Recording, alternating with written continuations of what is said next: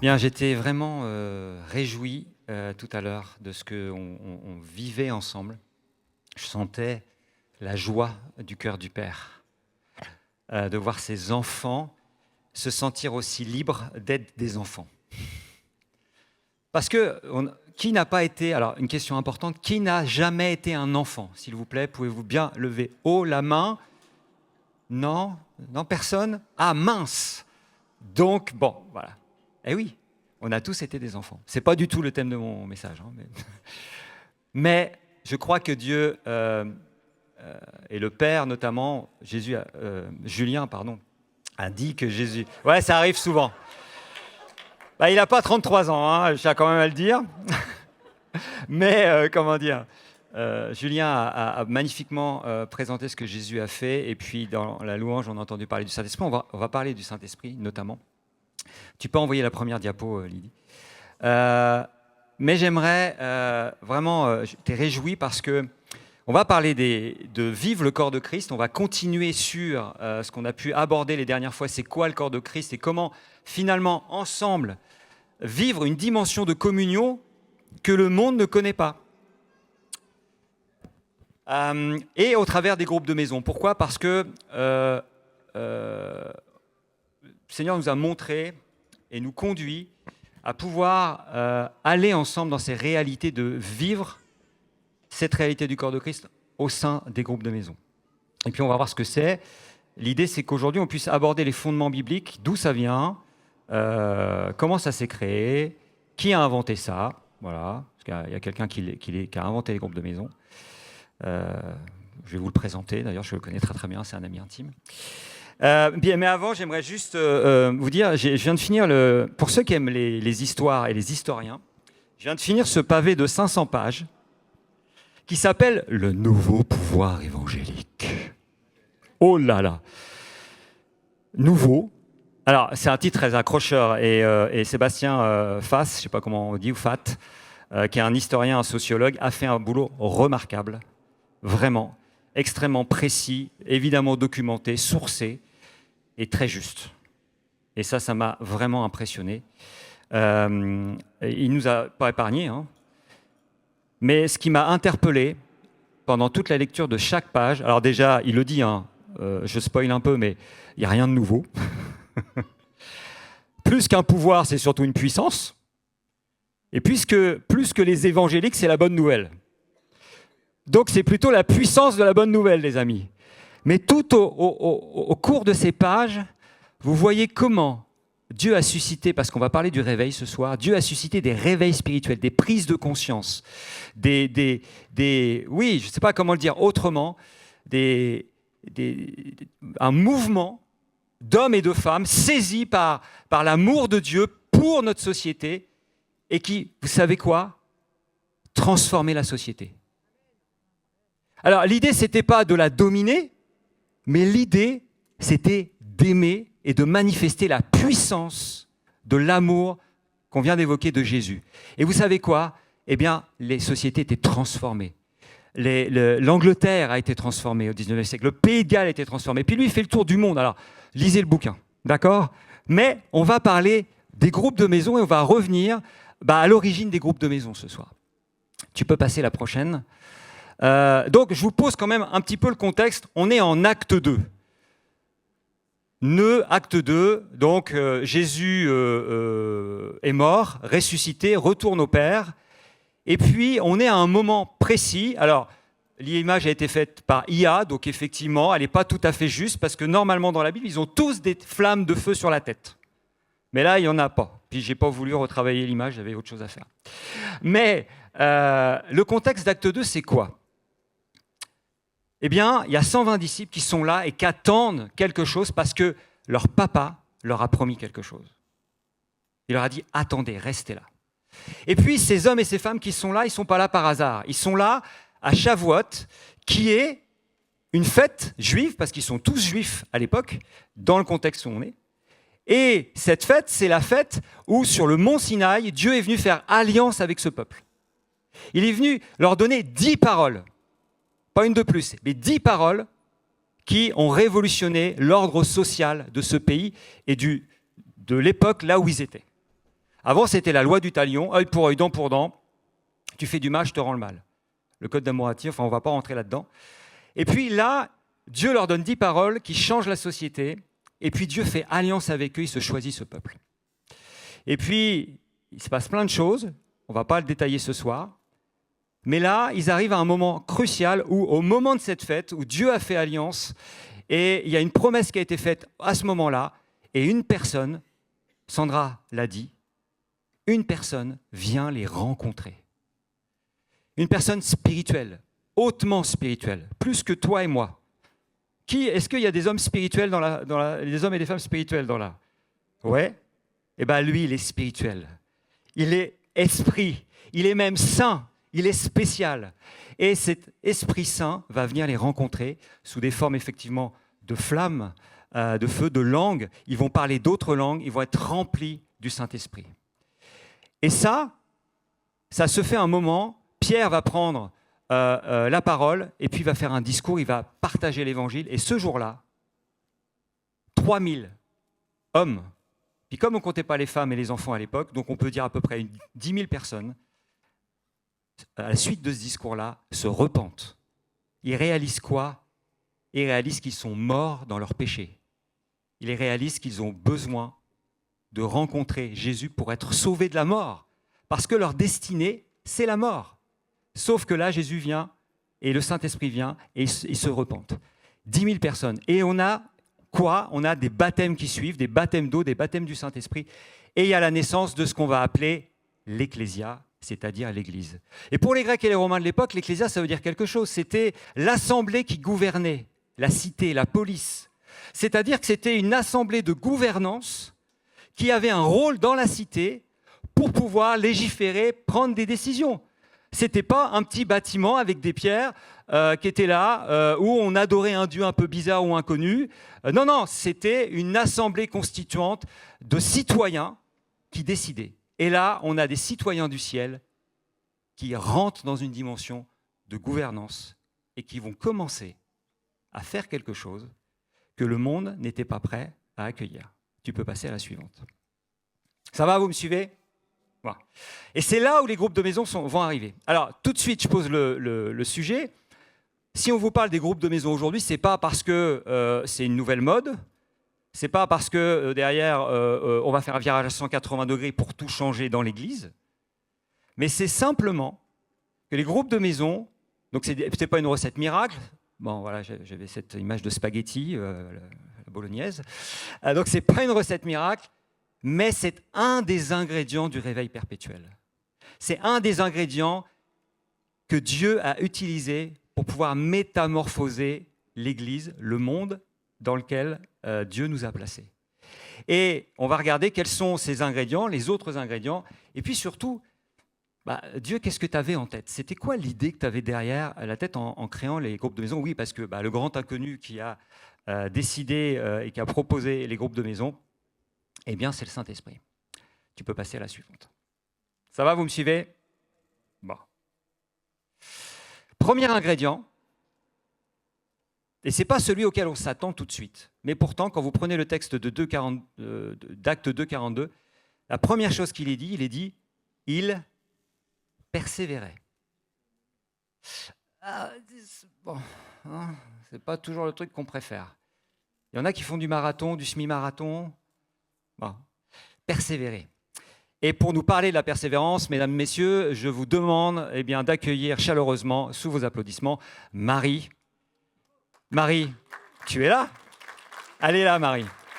Parce que Marie, elle a ouvert un groupe de maison il y a quelques temps, quelques mois, quelques années même. Et puis la persévérance, elle connaît un peu. Tu peux nous dire comment s'appelle ton groupe et puis qu'est-ce que tu as à nous apprendre sur la persévérance? Oh là là. On a ouvert un groupe il y a quelques années avec Steve, en 2022.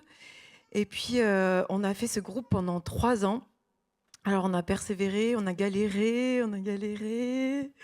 Et puis, à chaque groupe de maison, je faisais un petit vocal à Mathieu, puis je disais, on galère.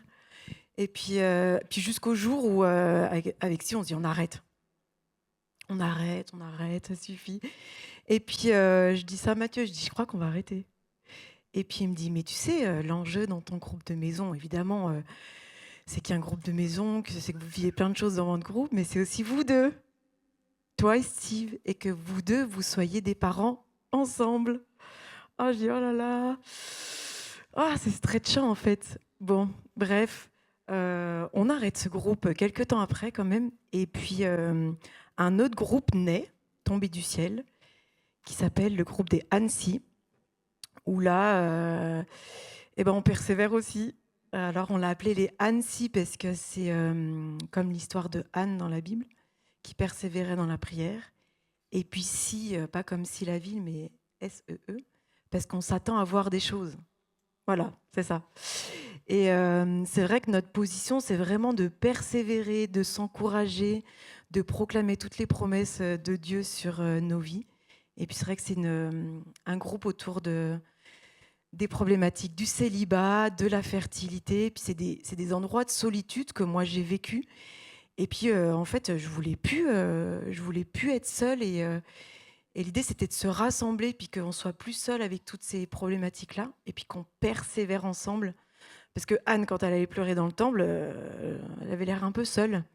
Voilà. Donc c'était vraiment ça notre but. Merci beaucoup, Marie. Très bien. Je trouvais important qu'on illustre cela parce que, mes amis, si on rentre dans cette dimension des groupes de maison, et on va en parler, on va détailler tout au long de cette année, on va pouvoir échanger là-dessus, ça va demander de la persévérance. Et à l'époque, le peuple persévérait parce qu'ils avaient reçu des promesses et parce qu'ils s'attendaient à ce que Jésus revienne immédiatement. Ça a mis un petit peu plus de temps. Mais ils croyaient fermement les promesses que Dieu avait faites. Et ils ont vu de leurs yeux énormément de choses qu'on va voir maintenant. Mais j'aimerais m'arrêter sur le terme persévérance, parce qu'en français, c'est persévérance, mais en grec, c'est pas ça. C'est persévérance, mais dans persévérance, c'est la constance dans quoi ? Dans le ralliement et le dévouement. C'est la persévérance dans l'attention à l'autre, l'attention à ce que Dieu m'a confié, dans le fait de prendre soin. Il y a Gospel Care qui va être créé le 1er avril, c'est pas une blague, officiellement. C'est une association pour prendre soin de celles et ceux qui ont des besoins, notamment matériels, des démunis. Et voilà, c'est de continuer, bon ça, ne pas faiblir. C'est aussi le courage et l'empressement, l'enthousiasme, le fait d'avoir un cœur qui vibre, qui a envie derrière de continuer. Et il faisait ça quoi dans... Tu peux revenir à la slide juste avant, s'il te plaît. En fin de compte, il persévérait dans 4 piliers. Et ces 4 piliers, donc une autre traduction Summer dit « il s'attachait assidûment », c'est une autre façon de le dire. Il faisait quoi ? À écouter, à mettre en pratique les enseignements des apôtres. Il ne faisait pas qu'écouter, il mettait en pratique. Deuxièmement, il vivait en communion les uns avec les autres et il mettait en commun, et ça sera le cœur de ce message. 3, à rompre le pain dans les maisons. Et enfin, 4, à prier ensemble. Ça, c'est le programme. Et finalement, vous avez déjà là tout le programme du groupe de maison. Par contre, c'est des choses qu'on fait déjà ici, qu'on fait ensemble le samedi soir, mais le groupe de maison va apporter quelque chose de différent. Et on va le voir ensemble. Tu peux passer la prochaine et je pense encore la prochaine. Voilà. Deuxième ingrédient, la crainte respectueuse. La crainte respectueuse. C'est-à-dire que alors qu'il venait de vivre ces choses, dans Acte 2, il est dit qu'il y avait une crainte qui se saisissait d'eux. Non pas qu'ils avaient peur, mais réaliser l'importance de la sainteté de Dieu.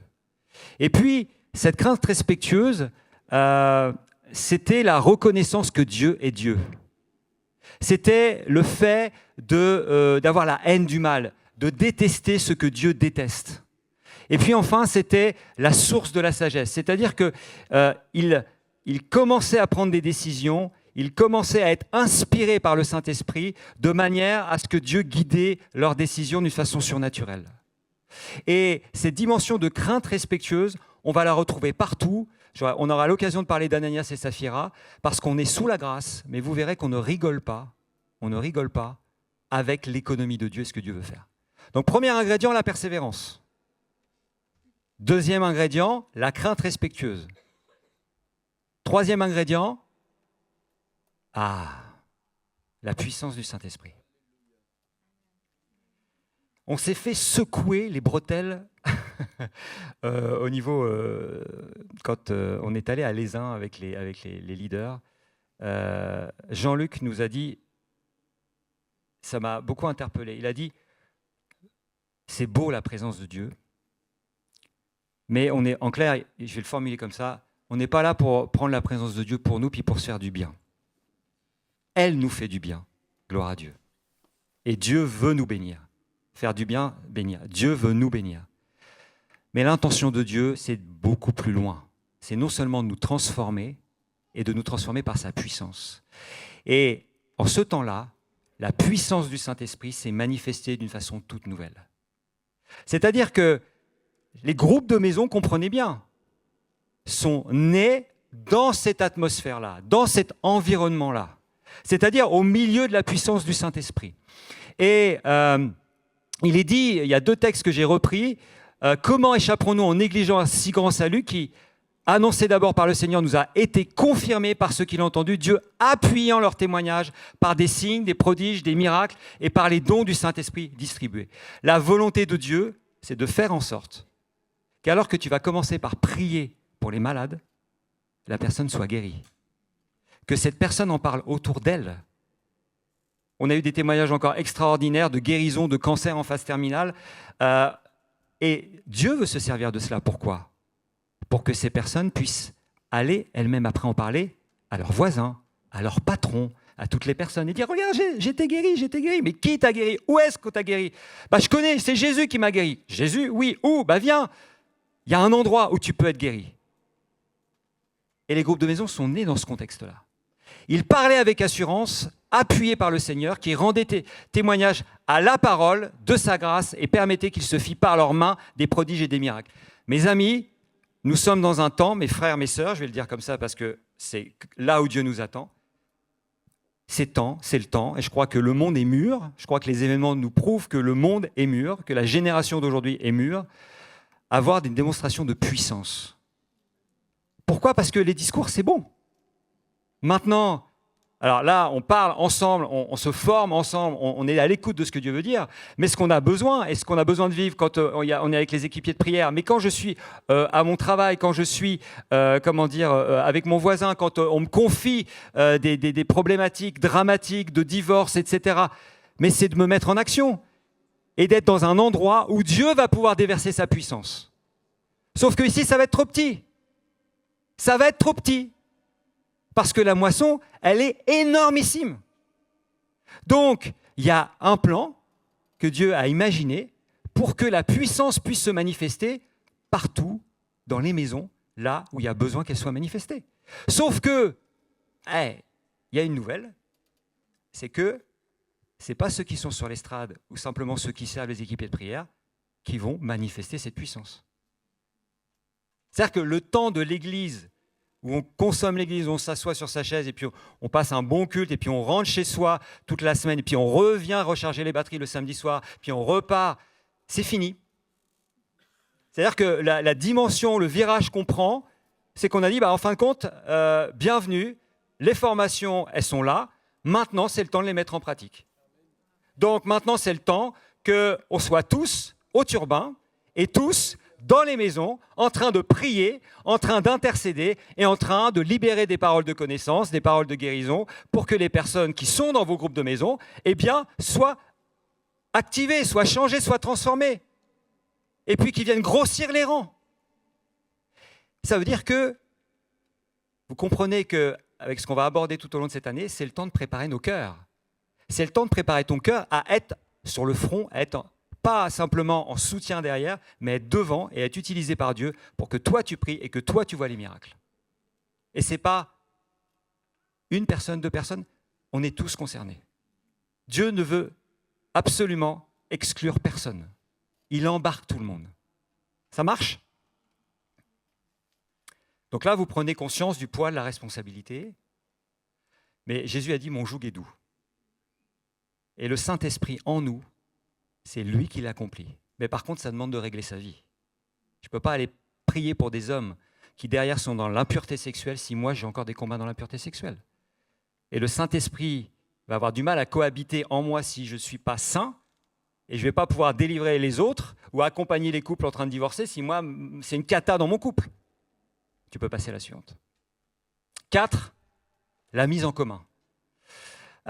Tous ceux qui croyaient étaient dans le même lieu et avaient tout en commun, ils vendaient leurs propriétés, leurs biens, ils en partageaient le produit, j'en ai déjà suffisamment parlé. Mais la multitude de ceux qui avaient cru n'était qu'un cœur et qu'une âme.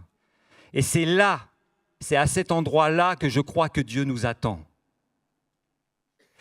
On verra tout à l'heure en 2026 qu'est-ce que ça signifie. Comment, à quoi Dieu nous destine. Qu'est-ce qu'il veut mettre en commun. Qu'est-ce qu'il nous demande de mettre en commun. Mais je crois que le sujet, c'est j'attends que mon Église soit un seul cœur et une seule âme. Et il y a une époque, j'ai dit, Seigneur, mais comment que ça se fait? J'avais reçu un certain nombre de visions, un certain nombre de choses qui doivent arriver, voilà, des projets. Je dis, Seigneur, mais comment que ça se fait? Les moyens financiers, tu les as. Le sujet, c'est pas ça. Le bâtiment, c'est pas ça, le sujet. Seigneur, qu'est-ce qui fait que ça tarde encore? Vous savez ce qu'il m'a répondu? Imaginez, d'après vous, qu'est-ce qu'il m'a répondu? Est-ce qu'il m'a dit, bah oui, non, c'est vrai, j'ai eu du mal à rassembler les fonds pour pouvoir développer un nouveau ministère ou les bâtiments, ou j'ai eu du mal à... Non. Il m'a dit, les cœurs ne sont pas prêts. Les cœurs ne sont pas prêts. Les amis, il ne parlait pas des gens du dehors, parce que les cœurs sont prêts. Les gens attendent que ça. Beaucoup ne le savent pas, mais ils attendent que ça. Une église au cœur prêt. Les cœurs prêts, ça veut dire une seule âme, un seul cœur. La mise en commun, on en reparlera après. Tu peux dérouler, s'il te plaît. Et puis, enfin, rendre un culte à Dieu. Tous les jours, d'un commun accord, ils se retrouvaient dans la cour du temple, et puis ils étaient dans une unité d'esprit de cœur entre eux, ils priaient à des heures fixes, parce que oui, ils continuaient, ils étaient juifs et continuaient à vivre les fêtes de l'Éternel et tous les enseignements. Il y avait des enseignements sous le portique de Salomon, il y avait la parole qui était confirmée par des prodiges et des miracles, et l'évangile était proclamé. Donc voilà, là on a les critères, en fin de compte, les ingrédients du réveil qui était en train de se manifester à l'époque. Mais j'aimerais que maintenant, on fasse le focus sur ce qui se passait dans les maisons, parce que ça, c'était la vie publique. Alors, tous ceux qui font le parcours d'adoption connaissent très bien ce livre, ou pas encore pour ceux qui sont à John Bevere, c'est-à-dire, mais ça, c'est le dernier livre du parcours d'adoption. Et je vais vous en lire un petit bout, rapide. L'église où nous nous rendons est une église de maison. L'église primitive opérait à deux niveaux, l'église de maison et la congrégation. Même si l'église grandissait entre 20 et 30 000 membres, sa base première demeurait l'église de maison. De temps en temps, les églises de maison se rassemblaient en formant ainsi la congrégation. Et puis il dit, voilà, nous sommes donc un samedi en fin d'après-midi. Selon la tradition juive, le premier jour de la semaine commence au coucher du soleil un samedi. L'église se rassemble en fin d'après-midi parce que la plupart des gens travaillent dans la journée. Nous arrivons à la porte d'une maison typique romaine.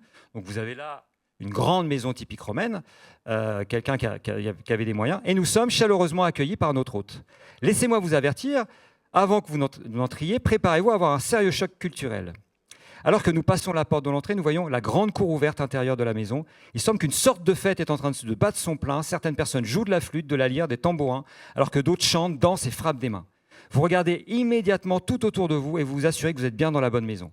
Cependant, alors que vous écoutez les paroles des chansons, vous réalisez que c'est bien le bon endroit, car les paroles des chants sont des chants de paroles de louange à Jésus. Ces personnes débordent de joie parce qu'elles ont rencontré le Dieu vivant. Et puis, là, il commence à y avoir des paroles de connaissance, etc., etc. Et puis, on voit qu'il y a des danses en cercle, on voit qu'il y a la joie. Ça, c'était l'Église du 1er siècle. C'est comme ça que l'Église fonctionnait. Et tu peux passer à la suivante. Ce qui m'a particulièrement frappé quand j'ai repris le texte d'Acte 2 jusqu'à 2,42 jusqu'à 2,47, il est donc dit qu'il rompait le pain dans les maisons, donc il vivait la scène, qui était la communion, et ils prenaient leur nourriture avec joie et simplicité de cœur. Puis comme je connais un petit peu Louis II, c'est un copain qui avait quand même tendance un petit peu à minimiser le sens des mots et à être très très très pudique, je me suis dit, je ne pense pas que c'est avec la joie juste et la simplicité de cœur que derrière, ils bouleversaient leur environnement. Il y a quelque chose d'autre. Donc vous me connaissez, j'ai été creusé dans l'étymologie, tu peux passer la suivante. La joie, agaliasis en grec, ça vient de deux mots qui signifient faire beaucoup de sauts de bons qui ne peuvent être contenus. C'est une joie explosive et démonstrative qui se faisait à la fête de l'Éternel. Je ne sais pas si vous avez déjà vu des Juifs danser ensemble. C'est impressionnant. Hein. D'accord ? C'est mieux que dans un match de foot. Hein. Donc là, on est pas mal. On est au niveau 1, ce qu'on a vécu ce soir.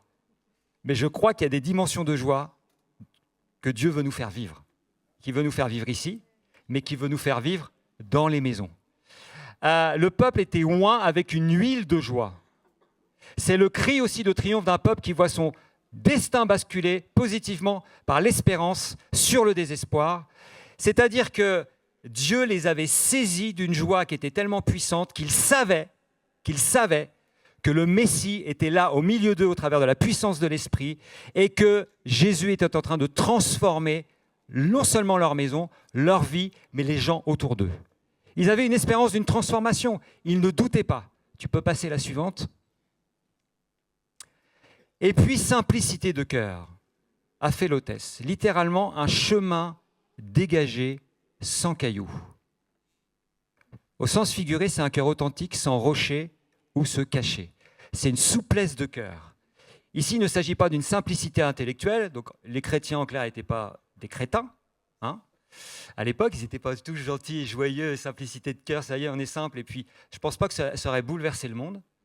Par contre, ils étaient remplis d'une humilité joyeuse et d'une absence de prétention. C'est la capacité à jouir de l'instant présent et du partage sans complications psychologiques ou sociales. Ça m'a beaucoup interpellé, les complications psychologiques ou sociales.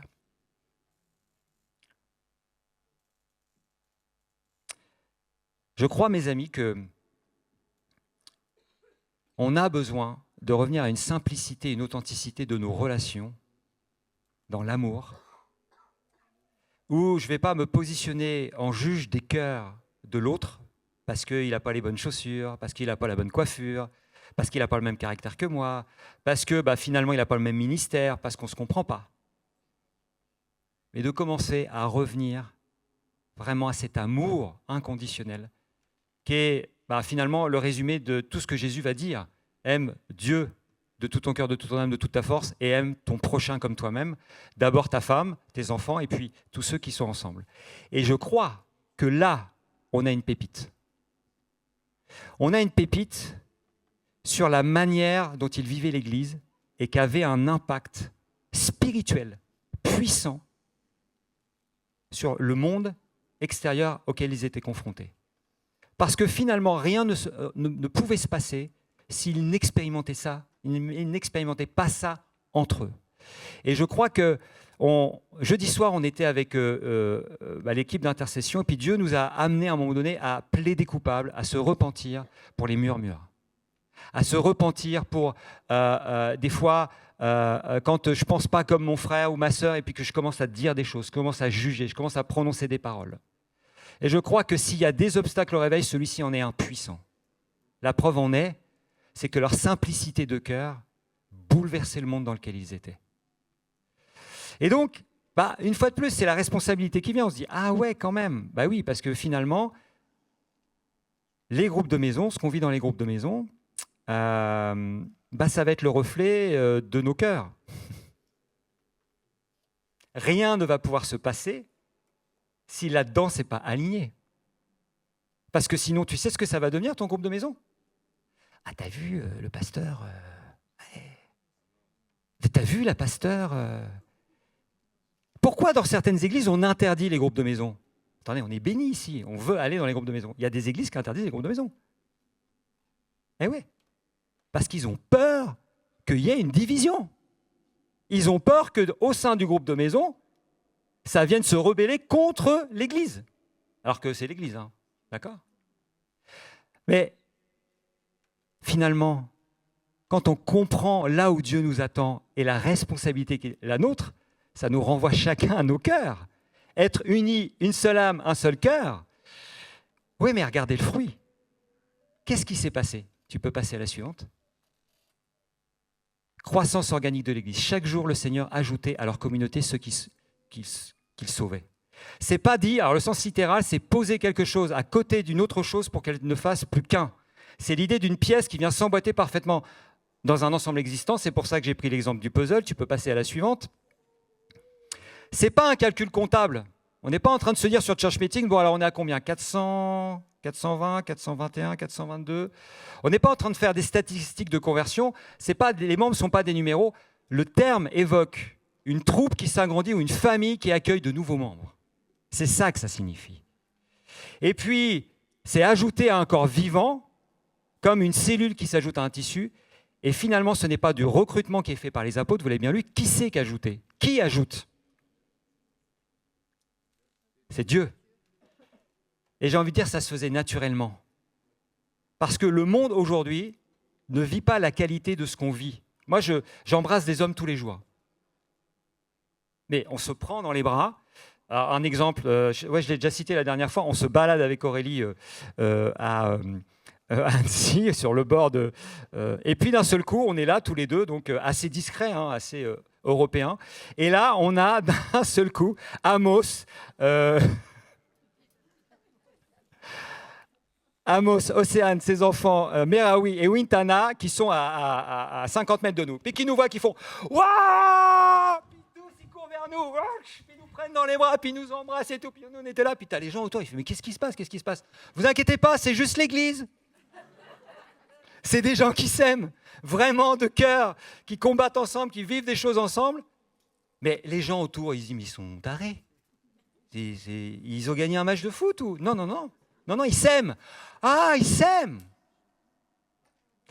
Comprenez que la puissance de l'amour véritable est une révolution que le monde attend. Une révolution que le monde attend parce qu'ils ne sont plus habitués. Ils sont désespérés. Dehors, ils sont désespérés. Bon, après l'Ukraine, c'est quoi? C'est le Venezuela. Après le Venezuela, c'est l'Iran. Après l'Iran, c'est quoi? En fin de compte, le monde est saisi de peur. Et c'est dit dans l'Apocalypse. C'est dit que ils vont rendre l'âme de terreur. Mais nous, quand on vit l'amour parfait bannit, et même la terreur, même le terrorisme. Moi, je crois que Dieu veut déverser son onction de puissance. Et on a l'image de l'amour chamallow, mais ce n'est pas du tout ce que Dieu veut déverser. Tu peux continuer. En synthèse, je passe parce que, voilà. Mais j'aimerais juste dire qu'il y avait un contraste frappant. Ils vivaient des choses au temple qui étaient la vie publique et ils vivaient dans les maisons. C'était ce qui était dans leur intimité. Mais c'est de cette intimité qui a permis ce qu'on va voir maintenant. Tu peux continuer. Voilà. En fin de compte, Dieu a permis des choses pour que cet amour se diffuse. Tout d'abord, le fondement. Pourquoi c'était des groupes de maisons? Tout simplement parce que c'était une communauté juive. Et que depuis des millénaires, le papa et la maman, chaque vendredi soir, faisaient Shabbat avec les enfants, enseignaient les enfants, leur parlaient pas de Jésus, mais du Messie, leur parlaient de la loi, leur parlaient de l'alliance, du peuple, d'Isaac, d'Abraham, de Jacob, et puis que tous ensemble, ils étaient prêts, ils étaient juste mûrs pour accueillir les groupes de maison, parce que ça se faisait déjà. Le contexte a fait que la persécution est arrivée, mais Dieu s'est servi de cette persécution pour en faire un catalyseur. Pour pas qu'ils restent dans leur confort. Ils ne sont pas restés à Jérusalem, mais bam, ils sont partis évangéliser le monde entier. Et ce qui s'est passé, mes amis, c'est que déjà Jésus avait réhabilité la femme, mais une femme, une mère au foyer, dans sa maison, qui est là et qui, du jour au lendemain, va accueillir dans un groupe de maison des hommes et des femmes, et le leadership féminin s'est levé aux côtés du leadership masculin. Et Dieu a réconcilié l'homme et la femme dans ce leadership pour que derrière, ça devienne une puissance de transformation de la société. Et je crois que c'est ce que Dieu veut faire. Aujourd'hui, c'est plutôt le leadership masculin qui a besoin de se réveiller. Moi, je dis ça, je dis rien. Voilà, je l'ai dit. Merci. Merci de ton appui et de ton soutien. Alors, la grande question, et ça va être ma conclusion, et ne croyez jamais un pasteur quand il vous dit que c'est sa conclusion, parce que ce n'est pas terminé. En 2026, qu'est-ce que Dieu attend que nous mettions en commun, les amis? Qu'est-ce qu'il attend que nous mettions en commun? Hein? Nos réseaux sociaux? Nos likes? Oui, ça peut participer, mais je pense qu'il y a un programme qui est un petit peu plus chargé que ça et un peu plus... tu peux passer, allez, la prochaine. Voilà, donc tout ce qu'on a évoqué tout à l'heure. Tu peux passer encore la prochaine. Là, c'est des images illustratives. C'est comment le vivre, comment est-ce qu'on peut le vivre aujourd'hui. Et puis, vous voyez que l'idée, c'est que chacun puisse vraiment rentrer dans cette dimension-là. Vas-y, passe à la suivante. Nos cœurs et nos maisons. Tu peux rester là. Mais pas simplement. Marie, elle a partagé un témoignage. Nous avons besoin, j'ai besoin de ton témoignage. Vous allez avoir, on va redonner la culture du témoignage, chaque célébration maintenant, pour donner quoi? Une impulsion, pour enregistrer ce que Dieu fait. Parce que la semaine dernière, il y a 2 personnes qui ont donné leur vie à Christ. Il y a une personne qui a été baptisée du Saint-Esprit. Il y a 15 jours, 3 personnes. On a besoin que ce soit diffusé. On a besoin que les gens le sachent. On a besoin de savoir que tu as été guéri. On a besoin de le savoir ici, on a besoin de le savoir sur les réseaux sociaux, mais ça va être bien aussi de pouvoir le témoigner, ces témoignages d'encouragement dans les maisons. Et que ces témoignages soient des paroles prophétiques qui vont venir être des jurisprudences du ciel qui vont venir dans la vie d'autres, parce que moi j'ai été guéri de mes migraines, donc je peux te témoigner que j'ai été guéri de mes migraines, donc je vais prier pour toi, et puis tu vas être guéri de tes migraines. Et puis cette personne-là qui sera guérie de ses migraines, eh bien, va pouvoir s'emparer de cette parole, le sera, et en plus pour aller prier pour d'autres qui seront guéris des migraines. Et finalement, l'Église rentre dans toutes ces dimensions de manifestation de la puissance de Dieu parce que chacun ose témoigner. Donc on aimerait libérer cette parole du témoignage maintenant et que ça ne s'arrête pas, que ça se diffuse, que le monde puisse être impacté par le témoignage. Évidemment, nos dons de l'esprit en vue de la construction du corps de Christ, notre intercession, nos demandes de prière, nos dons naturels, matériels et financiers, pour aider ceux qui sont dans le besoin. Et oui, on en est où au Gospel Center d'Annecy? Nous sommes dans l'étape de préparation. On est en train de créer une dynamique collective cohérente et coordonnée. On ne veut pas y aller chacun dans son coin. C'est pour ça qu'on est en train, et Sandra est en train de former une douzaine de femmes, et de groupes déjà de femmes, avec lesquels voilà, il y aura une cohérence en termes de finalité, en termes de cadre, de transition culturelle. Et puis, on veut avoir un tronc commun d'enseignement et que ces groupes de maisons, tout en ayant chacun leur identité et leur diversité, c'est-à-dire ce qui fait leur particularité, parce que chaque groupe est différent, mais qu'on ait un ADN commun pour être tous ensemble. Tu peux continuer. Chaque membre du corps sera invité à s'intégrer dans un groupe. Ne vous inquiétez pas, on ne vous obligera pas, mais vous allez louper quelque chose.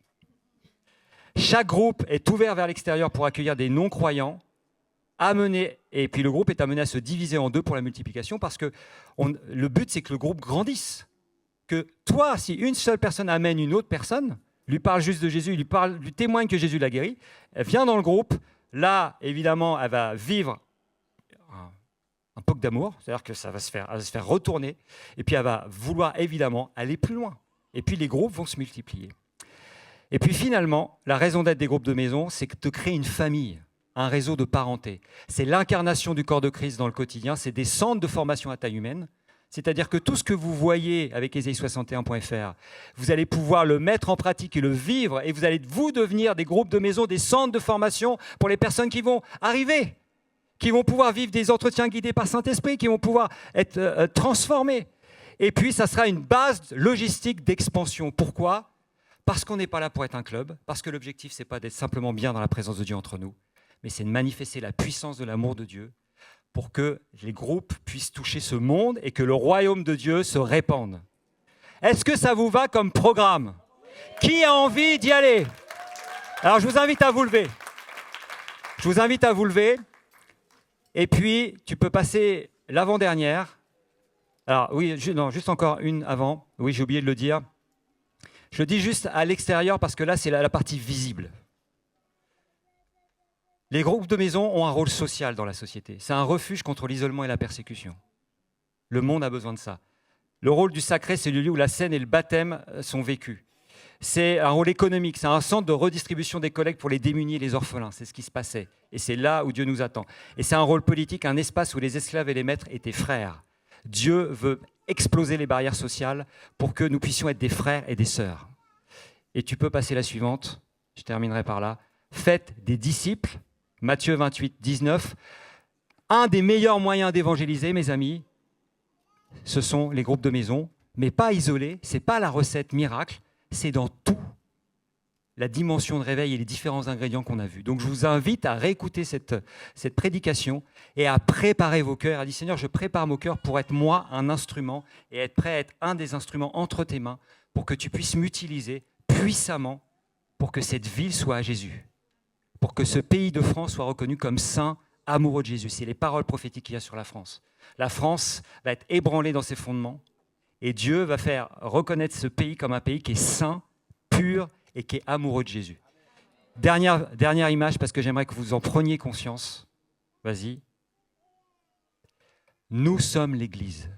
Regardez ces visages. Regardez ces visages. Regardez cette mosaïque extraordinaire. Regardez ces baptêmes. Regardez ces sourires. Regardez cet amour. Regardez ces enfants. Ça, c'est le plan de Dieu. Ce que le monde ne connaît pas. Je peux vous dire que quand les gens croisent, et ils nous ont vu le 21 juin, ils se demandaient ce qui se passait. Mais Seigneur ne veut pas le faire simplement à un endroit précis d'Annecy. Il veut que ce soit la France complète qui soit transformée par la puissance de ce que Jésus veut faire. Alors, je vous invite juste, on va prier, mais j'aimerais juste que vous puissiez poser une question au Saint-Esprit. Ce n'est pas le Saint-Esprit, quoique. Hein. Saint-Esprit, est-ce que tu peux venir me révéler qu'est-ce que tu veux que je mette en commun avec mes frères et sœurs dans la saison dans laquelle on va rentrer? Montre-moi qu'est-ce que tu veux que je mette en commun, précisément.